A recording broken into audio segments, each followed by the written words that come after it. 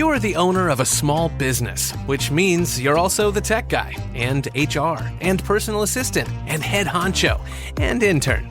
You could use another pair of hands, like the experts you'll find at Verizon Small Business Days, April 21st through 27th. Get a free tech check, special deals, and more.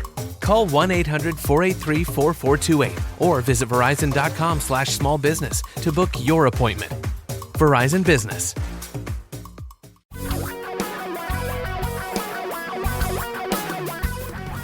Reality radio for a really great future. We're talking real money. All right, we got the backup to the backup to the backup to work, and we are here with another exciting edition of Talking Real Money, the radio show and podcast. I'm Don McDonald. That's Tom Cock. You are the most important part of the program. Give us a call at 855-935-TALK, 855-935-8255, and you can do that right now, and it will work. So if you were trying to call in the last hour, go ahead and call right this minute. We will get you on the air, 855-935-8255. Try to get your questions answered. Try to get you on the right track. Try to find a way to avoid some of the issues you have found yourself in over time. You know, they can happen. Avoid getting ripped off, get a second opinion, all of that kind of stuff, and figure out how this stuff really works. Again, 855-935-TALK, 855-935-8255. One of the things everybody who deals with money needs to learn is that the experts are not as expert as the experts would like you to believe they are. Well, and they always think they are, and you saw that again this week with the prognostications about the election. Was it going to be the blue wave, or was it going to be a landslide by the president? It kind of turned out not to be either. A lot of states where numbers have been predicted were way off. National polls, blue wave way off or again. red tide. Red tide. Thank you. I got to get that straight. But I mean, again, all the experts were telling you, here's what's going to happen, right? Here's what's going to happen. Except it didn't happen. And it should remind you that we all, by the way, I think it's human nature. We all want to find that one person who just says, this is the way to go. You go this way and everything is going to be all right. God, I'm still looking for that person. I hope I find them one day because it just makes life so much easier. But the reality is there isn't an expert that knows the future, even with the help of polling. And I think you should translate this, as Jason Zweig did, to investing. And Jason writes a weekly column in the Wall Street Journal. I think it's, again, I've said this before, the one column, if you're going to read one a week, this is the one to take in, because in it, he points out, again, there is no expert that can see the future about stocks or bonds or markets or any of those things, because the future truly is always uncertain. And we've seen that especially lately this week with the stock markets up over 7% in 1 week. For those who said, I got to get out of cash or I got to move to bonds, that was a tragic error. Those of you who hired an active manager who told her we're going to do this, we're going to do that, again, your exposure may have been right or wrong. The reality, as we know, is you build right asset allocation, you diversified, you keep your costs. The rest of it, as John Bogle correctly said, nobody knows nothing. But I mean, the point of the matter is, you have a plan around it all, because it's the people that flop who think I got to do this. No, you end up with less money, end up with more stress, and you end up second guessing yourself all the time. As Jason pointed out, for those of you who felt like I got to have control, I got to move to. Now you figure out when to get back in. Now you got to figure out, well, was that a good move? I'm second guessing myself about all of that. Instead, for those people that have a plan, they stick with it. They don't have to go through all of those things. And here, what we know is this. We can tell you one thing about the future. If you have a plan, if you have a goal, and you stick with that plan, whatever it is, it's people that, by the way, that change midstream, you just end up with less money. And you end up worrying about all this in a way that I've seen it ruin people's lives. I can remember chatting with a guy once who got all red in the face when he told me, well, these type of stocks aren't working today. And I get up every morning and check every account balance. Wow, that really will eat you alive. No. You shouldn't do that. That's really bad for your psychological. It's horrible, because the market has a mind of its own. The plus days are like 51, 52%. The negative days are 48, 49. So if you watch it every day, you're going to see a lot of down days. And that may make you do things that are harmful to your financial health. And yet the net result is funny. So you've got about 51.49, but the net result over the course of many, many, many years has been a 10% per year average annual return for the overall stock market. That's why it's not worth watching. It makes more sense to just invest and invest in a way that makes you comfortable so you don't have to look. You need to avoid looking, and the only way you're going to avoid looking is if you are pretty sure you have a portfolio that doesn't need to be looked at all the time. 855-935-TALK. Give us a call. Tom and Don are talking real money. If you don't have a financial plan, well, sometimes you just need a little help getting started. And we offer that free help to anybody in a meeting with one of our fiduciary advisors. To set one up, just go to vestory.com, vestory.com, or call 800-386-3004. There's no obligation, no cost, and I promise, no sales pitch.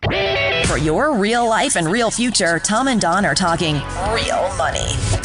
Could just be a wacky day for the internet. I'm not sure. Apparently the internet codec gods are not happy with Tom now. They were mad at me earlier, and now they're mad at Tom. 855-935-TALK is our phone number. We talk about money most of the time, unless we have technical difficulties. And when we have technical difficulties, of course, being the troopers we are, we try to make the best of it. Let's go to the phones while we wait for Tom to get reconnected. Tim, you're up. Welcome to Talking Real Money. Hey, thanks for taking my call. Hey, I'm a retiree that had 50% in cash bonds and the other 50% in stock. Pretty simple portfolio. But right now, a lot of CDs and treasuries are maturing. So at this point, I'm looking at very low rates, and I'm worried about inflation, because I think that's one of the biggest risks that we have as retirees and in cash. So can you give me a little better idea where the tips work here, and whether or not you can buy a short-term, long-term tip and feel comfortable that you're going to cover the inflation risk and get a small return on your money? So can you elaborate on those tips, and where's the sweet spot for somebody that just wants to break even after? Here's the deal. There really isn't necessarily a sweet spot. The best you can expect to do is after inflation to break even. That's about what it's always been. It's just that when we were getting 7 and 8% returns, when we had 6 or 7% inflation, we somehow felt better about it because the inflation wasn't something we observed as directly. So tips don't pay anything. Reason tips don't pay anything is because there is no expected inflation. And you can see there's no expected inflation in the yields on other securities like treasury notes, treasury bills, CDs, bank accounts, all those kinds of things. Now, to have some tips in a portfolio as a hedge, nothing in the world wrong with that. You can get a tips fund from Vanguard or Fidelity. In addition, and this is one of the reasons, though, why we suggest that instead of using individual CDs, because the discipline is so difficult to maintain, instead of using individual CDs or individual treasuries, that instead you use a very, very, very low cost, short to intermediate term bond fund, preferably one, from my perspective, that's in treasuries, just because the security is much higher. Because what happens if inflation does begin to rear its head again? Yields are going to start rising. Well, as you saw with your portfolio, you cashed out, or your bonds, CDs matured. Now you have money to invest at the new rates, which today are low. But if inflation increases in the future, those short bonds you buy today will be maturing and reinvesting at new higher interest rates in the future. Does that make sense? Yeah. Yeah, again, the risk factor of rising rates could be very detrimental on a portfolio if you only though hits you. Only though on a portfolio with longer term securities in it. This is what we forget, is there's very little impact of rising rates on a portfolio that's made up of 1, 2, 3 year bonds, because they don't have there's no reason to bid their price way down. They're going to mature soon. Well, it's the long term to go into some real secure stock. The Pfizer's of the world, some of them pay a good dividend, and cover my bases with maybe going up to 40% in cash and hitting another 10% into those real quality companies. Certainly, but that choice, though, when you say quality, though, you're still, when you're talking about any type of equity security, the risks increase dramatically. The risk of a loss, not just a temporary loss, but a very permanent loss, grow dramatically. Whereas if you're investing in treasuries, there is no permanent loss risk, just a little volatility risk, which is why for the safe money, if 50-50 is your right portfolio from a comfort standpoint, don't try to play with it just because rates are low. This is one of the problems with developing a discipline, is that when the market feels like it's against you, you want to break the discipline and use an exception to the rule for now, thinking that later on when rates are higher, I'll be able to make the change. We don't work that way as human beings. We don't know the future. We can't. I would suggest instead that you look at a short to intermediate term bond fund, that you understand that the value of that bond fund will fluctuate. If rates rise, it will go down, but that you'll get a commensurate kicker in the rates of the new securities as the old ones become due, and they're buying new ones at the new higher rates. That is the only strategy I can come up with that doesn't involve guesswork. Any other requires guesswork and increasing risk. Okay. Well, thanks for the response. Appreciate it. All right, sir. Thanks so much. Appreciate the call. 855-935-TALK. That's our number, 855-935-8255. Tom, you might want to disconnect and try to reconnect. Did you already? And it's still not working? So we can only get one tie line at a time to work? See, I can see Tom. He could actually talk. Here, let me just... Yes, I can talk, but can you hear? Well, yeah. That's an interesting technology, sure. Yeah, I could just hold you up to the microphone. Yeah, wow, I don't even want to think about the technological breakdown. It's called holding the speaker up to the microphone. Hey, in the old days, I think they did this. They just held the phone up to the mic. Oh, and we have a caller. Let's hold him up to the mic. There we go. 855-935-TALK. I'm Don. Tom's kind of here. He's here in spirit. Kind of like I was the last hour. I was kind of there in spirit, but I didn't really sound very good. Let's see. Yeah, Craig, you're up next. Welcome to Talking Real Money. Go ahead and say hi, Tom. Craig? Oh, Craig's not there. Hey, Lawrence, welcome to Talking Real Money. Good afternoon. Hi, Lawrence. I'm in a dilemma. Can you hear me? Yeah, absolutely. Okay. 50 years ago, my mother told me the only way a poor man can make it in this country is through real estate. And so I heeded her advice, and I've been buying real estate. Now I'm 68 years old. I have a little over $1 million worth of real estate. It's all paid for. But I'm afraid the government's going to get it if I get sick or something and require long-term care. And I want this to go to my children. Do you know a good way to protect from losing all my money? Okay, well, one, I think you may be worrying just a bit too much. Yes. Do you have other assets other than the $1 million in real estate? That's all I have. I don't even have any money. Oh, you don't have any pensions? You don't have anything else? Well, all I get is my Social Security. And are you living on your Social Security? Are you retired now? Yes. You are retired now, and are you living on it comfortably? Oh, no, I have rentals. They're all rented out. So you're getting income from these properties off of which you're living, correct? Correct. Okay. See, different kind of story. All right. Tell you what we're going to do. We're going to take a break, just get some traffic and weather for those who are listening on the radio. And then we're going to come back and talk about this a little bit. The rules have changed over the years, making it quite difficult for you to protect money from Medicaid, and I think that's what you want to do.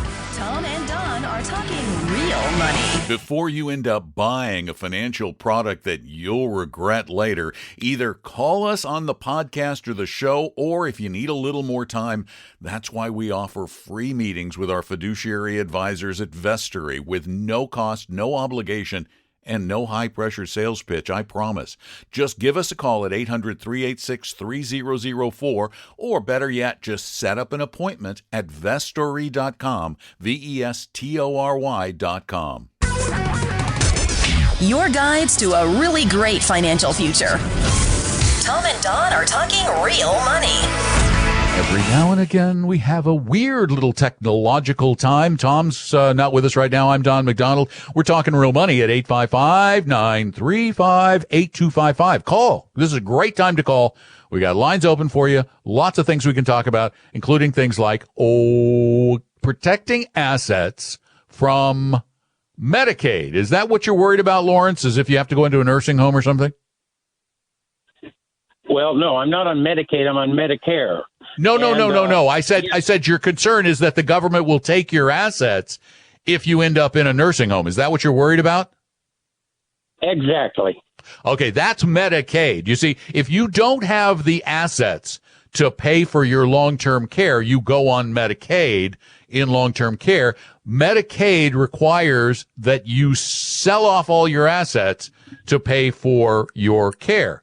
However, you can give assets to your children while you're alive and get it out of your ownership. Pardon me? I have considered that, but my children are terrible with money. Yeah, see, that's a problem. I don't want to see what's going to happen when they have all my property. Yeah, that could be a real issue. I got to tell you, this is the way the world works. People don't like it, but it basically what you're saying is that I want to give my kids $1 million, but I want the U.S. government to take care of me in my old age. And I don't know. Does that sound fair? Basically, yes. That's not fair. It's fair every place else in the world. Not really. I mean, in Europe, they take care of it. Yeah, but in Europe, their tax rates are far higher than they are here. So I got to tell you, if you end up in long-term care, Medicaid is going to come back after your assets. Unless you give them away, unless you get them out of your ownership. And it doesn't sound like you're in a situation to do that because you need these properties to provide you the income. Now, I would suggest you should be more diversified than real estate, but it sounds like something you do. And that's fine. I'm not going to argue with you about the sense of this. As you get older, though, it may be harder to manage them and create that income that you need. But really, there aren't any tricks to getting this money out of your ownership to protect it from the government taking it to pay for your health care. And I don't know that that's such a bad thing. But thanks for the call, Lawrence. I really appreciate it. 855-935-TALK is the number. 855-935-8255. I mean, if you're destitute, there should be a safety net for you. I believe there should be safety nets for everybody. If you need health care and you cannot afford it. But if you have 7 figures of assets, and you want to go on the government dole while you have 7 figures in assets? It feels wrong, doesn't it? And I'm a Democrat or a Republican. It just feels wrong. And I do believe in Medicaid, and I do believe in Medicare, and I do believe in taking care of those who can't take care of themselves. But if you can take care of yourself, I mean, you can give it to the kids. If you can give it to the kids and the kids are going to help keep you alive, you can trust them to do that, cool. But if you can't trust your kids to do that, then we take our chances. All of us do, though. All of us do. You get long-term care insurance, which is very expensive. 855-935-8255. You can call us 24 hours a day, though, and I want to make that real clear. If you don't get in during the show, or if you're listening to this as a podcast, it's just easy to get your questions answered. You may not always like the answer, but it's easy to get them answered. To get a second opinion, to try to get some help, or you can get even more help through our advisors at Vestry. Just go to Vestry.com, and they'll do it for free and with no obligation and no high-pressure sales pitch. You can also call during the program, 855-935-8255. Send questions in, too, at TalkingRealMoney.com using the contact form.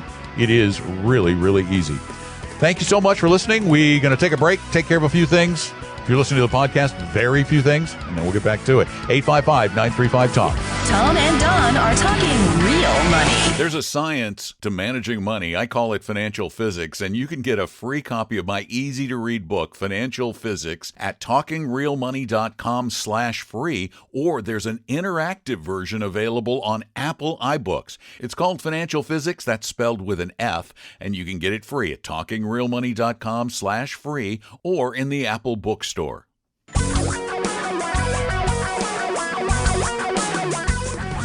Reality radio for a really great future. We're talking real money.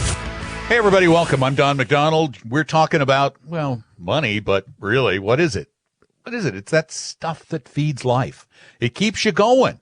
You need it, and you're going to need it in the future, which is why we think it's so important that you invest it properly and that you do it in a way that makes you more, not them more. 855-935-TALK is our phone number during the show, and anytime, 855-935-8255. Margaret, you're up next. Welcome to Talking Real Money.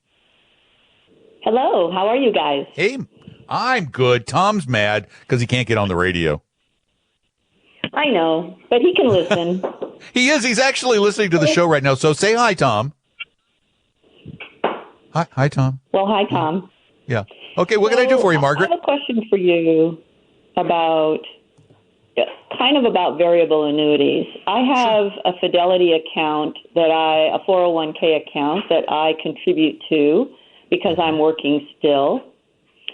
And it's money that represents about 1/3 of my entire portfolio. Okay. And I do not expect to need this money until I hit for about 7 years. All right. And I have a recommendation from, an insurance company to put this money, to take it out now and put it in a variable annuity. Of course. They need a commission. They're dying to get a commission from you. Dying. Well, yes, I kind of get that. What I'm trying to I'm trying to get a second opinion here because I've read in great detail about this variable annuity thing, and I just don't see where it has any advantage for me. It really doesn't. This is a truly terrible piece of advice. A variable annuity might make sense, Margaret, might make sense for money that is not in a qualified retirement account. But your money is currently in a tax-deferred, qualified retirement account. A variable annuity's only benefit is tax deferral. Well, you already have that. So the reason a variable annuity makes sense to some is because they've already maxed out all their other deferral opportunities. But you don't want to put a deferred product in a deferred account. That would just be silly. The only reason this person is trying to sell you this is because the commission is not just large, it is huge. It is, how much money are we talking about, roughly? About $250,000. About $250,000. It's probably about a $15,000 commission. Well, now, and the fees are so high for it, too. They're ridiculous. They're ridiculous because you're paying for life insurance that you don't even need. Right. It's stupid life insurance. It looks as if they're saying that the annual M&E expense is like 1.3% and the average fund fee is 0.9%. Does that mean that every single year I'm paying about 2.2%? That's correct. Yes, ma'am. You read it perfectly. So, okay, good. So what do you think about, I'm going to keep the money in the Fidelity account until I retire, yes, ma'am. And then I'll put it somewhere else. Please do. Please keep it there. Looking at the Vanguard Life Strategy Conservative Growth Fund. Yeah, but Fidelity has the same kinds of things. They do. Okay, fine. So I should just speak to them about something like this. Absolutely. That's what you should do. If you want a life strategies fund is a target date fund. Basically, it says the fund gets more conservative as you get closer to retirement. Yes. So talk to Fidelity and say, I want to look at your funds that are similar to Vanguard Life Strategy, et cetera.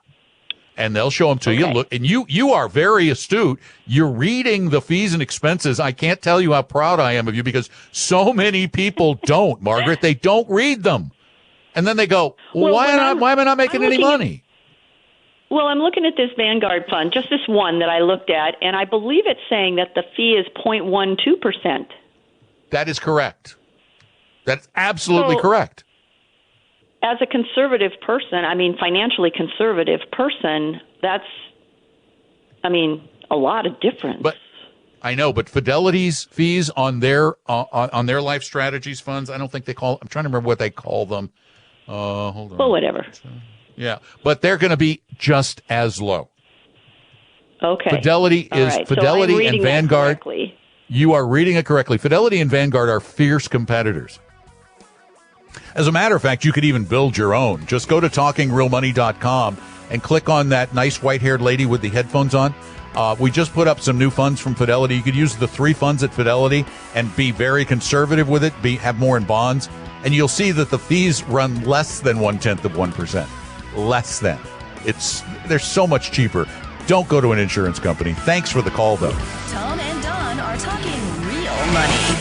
Everybody needs help with their money now and again, and if you need more help than we can give in the course of this podcast or show, set up an appointment with one of our advisors for a free actual meeting with no obligation and no high-pressure sales pitch.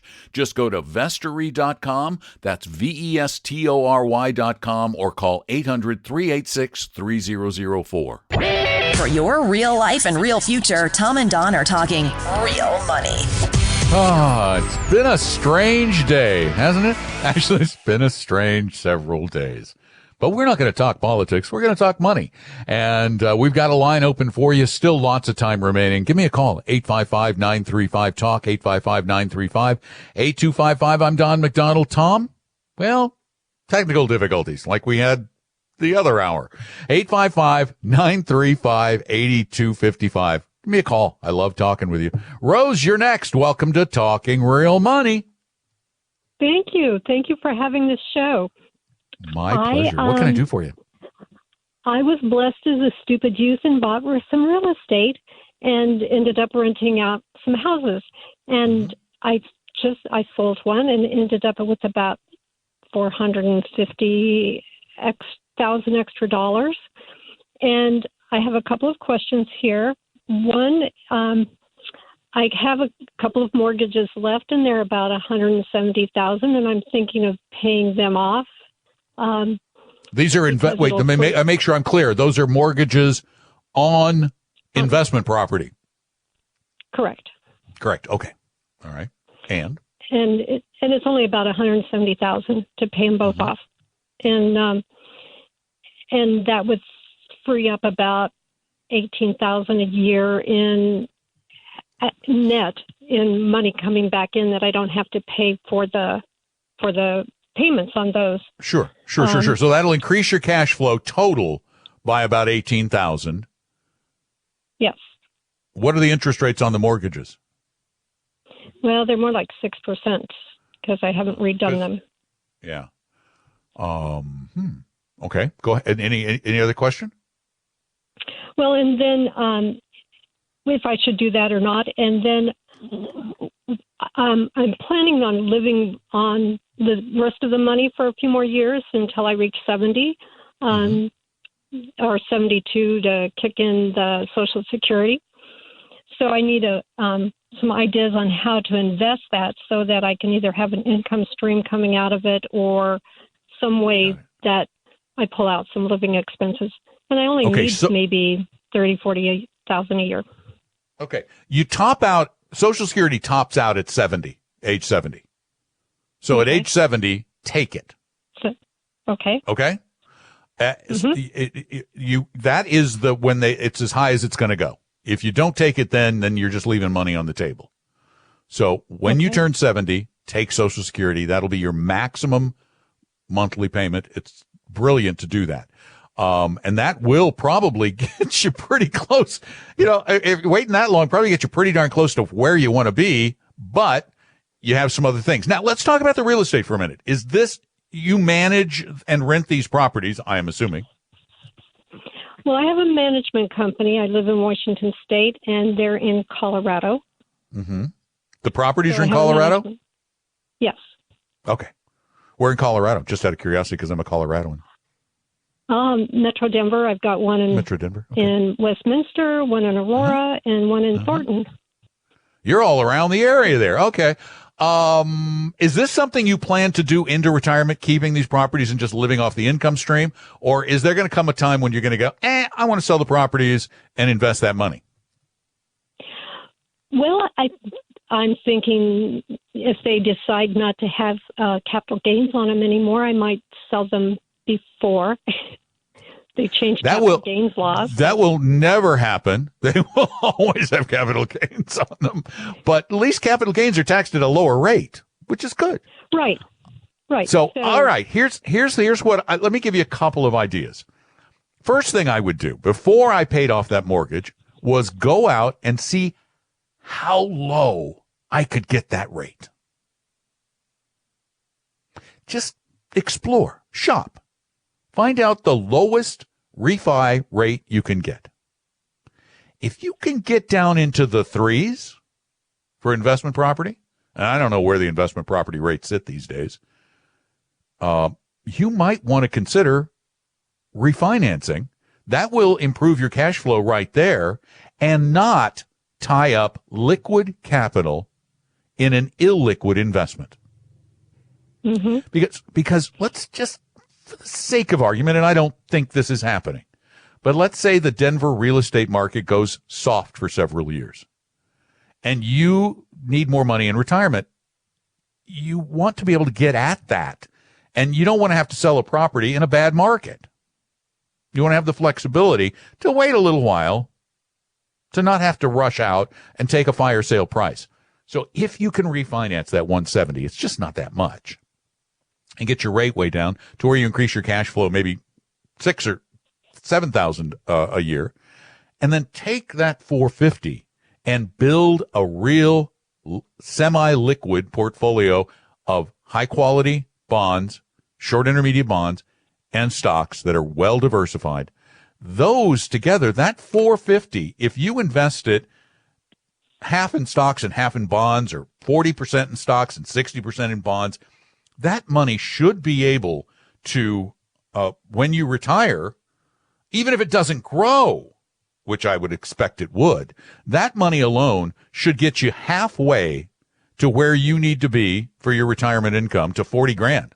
That'll get you halfway to 40 grand. Social Security gets you past that. And then the properties are just gravy. Okay, but what I was thinking of using it for was I don't work anymore. Mm-hmm. So this would be to supplement my net rents and my little $300 a month pension that I get. Okay, so how much money do you need to survive today annually? With just to survive, probably 25.